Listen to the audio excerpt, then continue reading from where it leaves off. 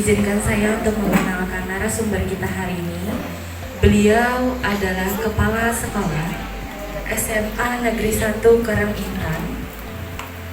Pendidikan beliau S1 Fakultas Kehutanan ULM tahun 2000, Akta Mengajar A4 tahun 2002, S2 Magister Manajemen Pendidikan di ULM tahun 2011. Assalamualaikum warahmatullahi wabarakatuh. Salam. Ayo, coba ulun sapa dulu ya Bapak Ibu. Selamat pagi. Nah, biasanya gitu ya Bapak Ibu jawabannya. Pagi gitu. Bapak Ibu, kita hari ini sedikit sharing ya Bapak Ibu tentang kemarin Bapak Ibu sudah belajar tentang akun belajar. Bagaimana manfaat akun belajar yang luar biasa buat Bapak Ibu. Sekarang pertanyaannya, Bapak Ibu adakah sudah yang menyelesaikan PMM-nya sampai ke 7 tema pokok? Belum. Berarti berapa Bu Pian? Sudah? Kurikulum Merdeka tapi sampai post-test, sampai aksi nyata. Oh, belum jadi Ibu. Gak apa-apa, kita beri aplaus dulu. Ini semangat nih. Hari ini belum, besok pasti digawe Ibu. Sudah sampai topik berapa Pak? Di awal Bapak ngajar apa Pak? Kelas 11. Iya. Baik Bapak Ibu, gak apa-apa. Iya, di sini ada guru penggerak ternyata. 2 ya, guru penggerak ya, luar biasa. Ibu Rati dan Ibu Heni tadi. Bu Heni ya, mana Bu Heni? Belum datang. Pengantar kita Bapak Ibu, biar Bapak Ibu tahu bahwa ini loh, sekolah kita berada di posisi berapa. PMM ini kenapa sih harus dikejar-kejar? PMM ini kenapa harus dikejar-kejar? Nah, ada yang tahu ya Bapak Ibu ya, kenapa nih PMM ini kita dikejar-kejar terus? Bahkan data kita ini terekam di BPMP dan pusat Bapak Ibu. Bapak Ibu menggunakan PMM karena Bapak Ibu sedang melaksanakan kurikulum Merdeka mandiri. Kemarin belajar, sekarang berubah.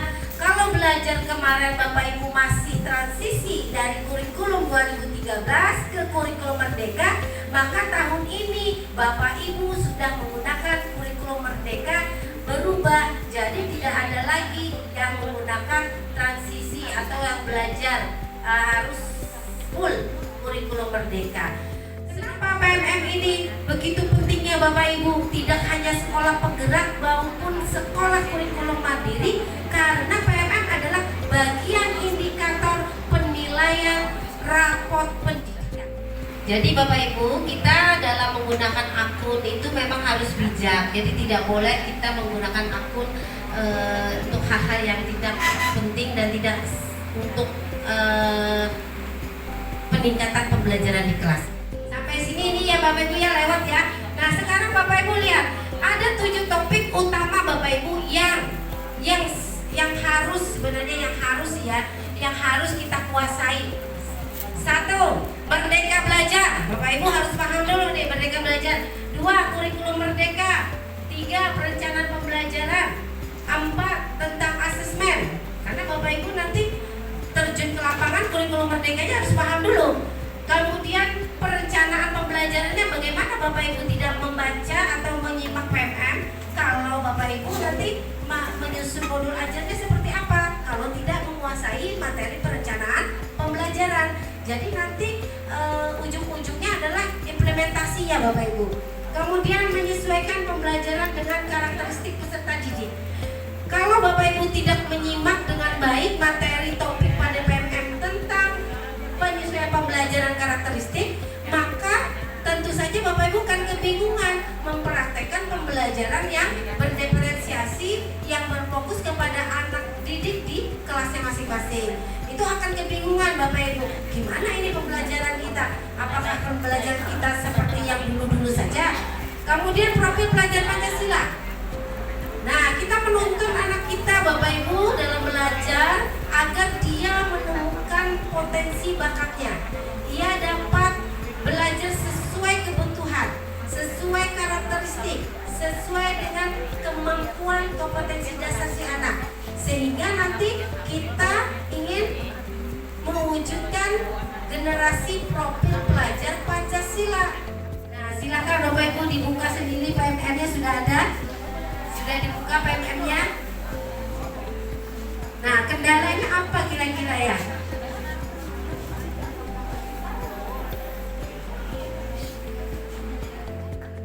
Bu Eti ya, Atik, keren Ibu Atik ya, sudah 7 topik. Walaupun belum aksi nyata, gak apa-apa Bu, itu udah hebat. Karena aksi nyata itu memang apa ya, perlu sedikit energi untuk menyelesaikannya. Coba sekarang dilihat, disimak yang mana. Ibu buka dulu kurikulum merdeka, sudah, oke. Nah, terus Ibu gimana materi kurikulum merdeka sudah? Sudah kurikulum merdeka? Iya, topiknya dibuka dulu Bu, ini topik. Iya. Nah, modul 1 biar buka di sini, kemudian videonya ditonton. Nah, kalau videonya sudah pian tonton, maka karena warnanya jadi hijau, kita bisa melihat berbagai tampilan Bapak Ibu di sini. Jadi tidak hanya nanti Bapak Ibu ketemu pembelajaran atau pelatihan mandiri, tapi keluar. Tapi Bapak Ibu juga bisa mengupload segala aksi nyata yang Bapak Ibu lakukan. Seperti di sini Bapak Ibu. Nah, kita ada yang namanya bukti karya Bapak Ibu.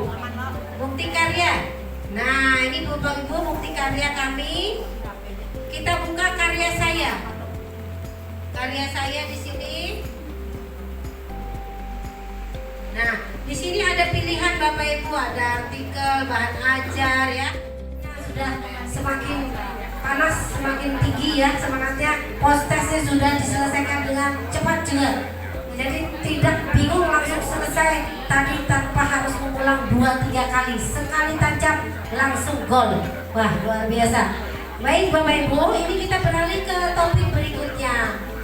Kenapa jadi ini perlu disampaikan, ini Bapak Ibu luar biasa loh. Bapak Ibu adalah sekolah yang mengerti tentang komunitas belajar ramah guru sehingga antusias untuk belajarnya. Kenapa? Karena sebagian sekolah masih nggak tahu, nggak mau tahu juga. Artinya ngapain sih kurikulum ada juga komunitas belajar? Nah, ternyata di bagian dari implementasi kurikulum merdeka itu adalah salah satu program yang harus dilaksanakan, dikembangkan di sekolah adalah komunitas belajar ramah guru atau komunitas belajar dalam sekolah. Bapak Ibu, bahwa sebenarnya bubuhan Bapak Ibu semua sudah mengikuti komunitas belajar. Cuma nggak tahu kalau itu namanya komunitas belajar. Taunya diskusi ringan, diskusi kecil-kecilan. Itu sebenarnya Bapak Ibu sudah melaksanakan komunitas belajar, tetapi belum terstruktur, belum terdokumentasikan dengan baik, dan belum ditindaklanjuti dengan Bapak Ibu berkelanjutan. Tindak lanjutnya nggak kelihatan. Kalian tahu bahwa yang kita bicarakan ini, yang kita bicarakan ini adalah fokus pada pembelajaran. Ada 4 pertanyaan yang menjadi indikatornya Bapak Ibu di sini. Apa yang kita harapkan dari anak untuk dipelajari? Kemudian bagaimana kita tahu bahwa murid sudah belajar hal itu? Ketiga, bagaimana respon kita jika ada murid yang tidak belajar? Dan 4, bagaimana kita akan memperkaya materi untuk murid yang sudah mahir? Nah, kalau ini sudah kita bahas, berarti kita udah fokus nih pada pembelajaran. Pembelajaran komunitas belajar besar, maka sekarang kita bentuk kelompok belajar ramah guru, kelompok kecil yang mana memiliki dokumen yang lengkap, mulai dari refleksi awal, perencanaan, pengimplementasian, dan evaluasi. Nah, ini Bapak Ibu diportofoliokan atau bisa diskusi lewat MM tadi. Nah, yang ulun ingin tanyakan dalam pembentukan kelompok kecil ini itu apakah berdasarkan kepada guru yang mengajar di kelas yang sama atau di kelas yang berbeda atau kombinasi keduanya.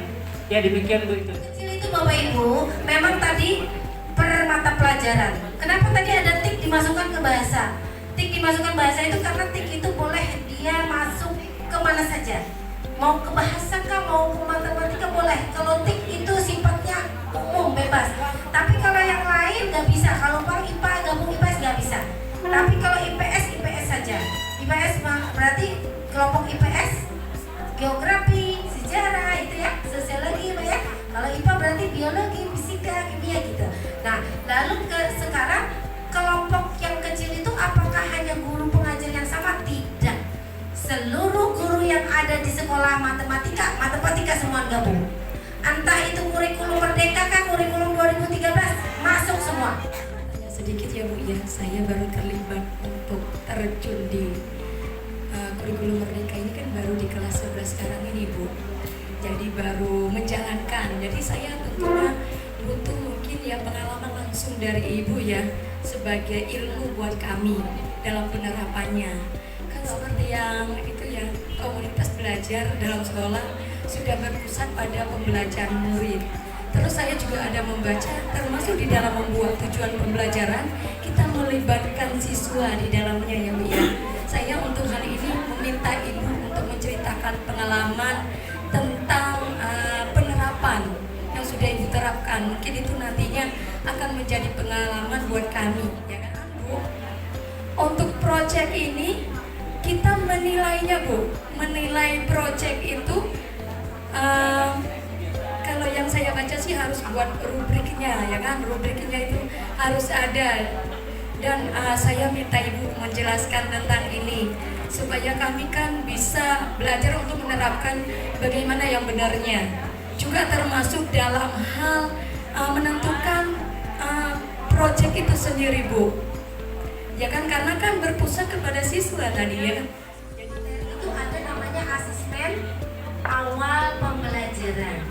Jadi tujuannya adalah untuk memetakan kemampuan kompetensi anak yang dari yang paling dasar, yang sedang sampai yang paling tinggi, sehingga Bapak Ibu nanti bisa menentukan tujuan pembelajaran yang efektif.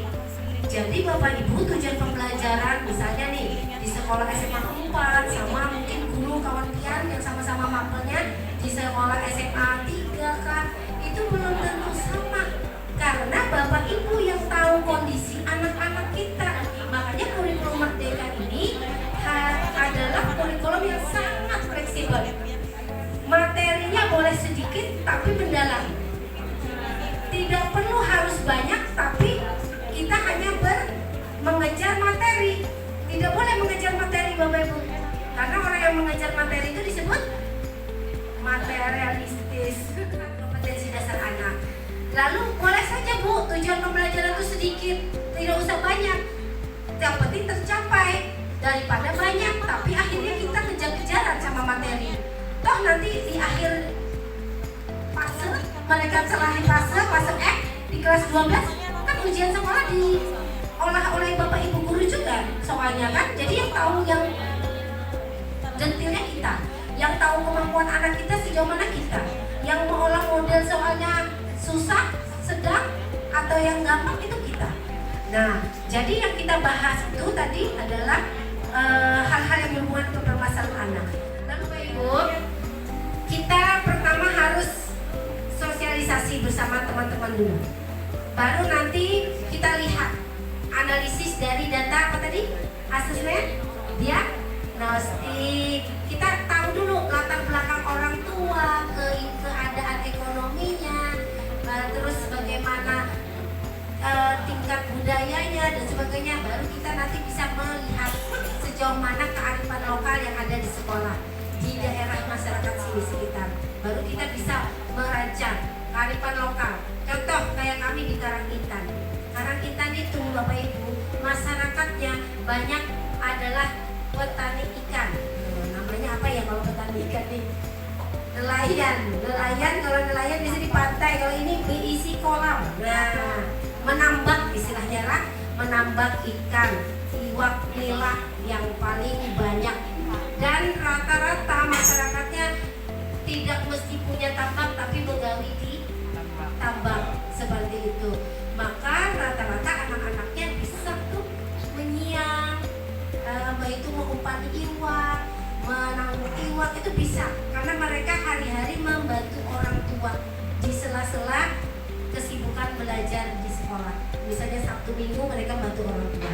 Nah, jadi kearifan lokal itu udah bisa kebaca Bapak Ibu. Kalau kita ngangkat kearifan lokal, kita ambil nih ikan nila gitu ya, budidaya ikan nila, terus kemudian di sana juga terkenal ikan sampunya. Kalau bahasanya Banjar tuh apa ya? Dan inspirasi bagi perbaikan pembelajaran di kelasnya masing-masing. Salah hilafnya mohon maaf. Mudah-mudahan kita bertemu lagi di lain kesempatan. Terima kasih panitia, Ibu Krisna dan juga Ibu Pustika, luar biasa. Panitia kita beri aplaus dulu Bapak Ibu ya. Sangat aktif dalam mendampingi Bapak Ibu, luar biasa ya. Terima kasih sekali lagi atas kesempatannya dipanggil di sini. Mudah-mudahan Bapak Ibu tidak jerak. Nanti ketemu di jalan, tolong di hehe ya, di elo-elo. Iya, hai ya, supaya kita terus silaturahmi tetap terjaga dan jalan.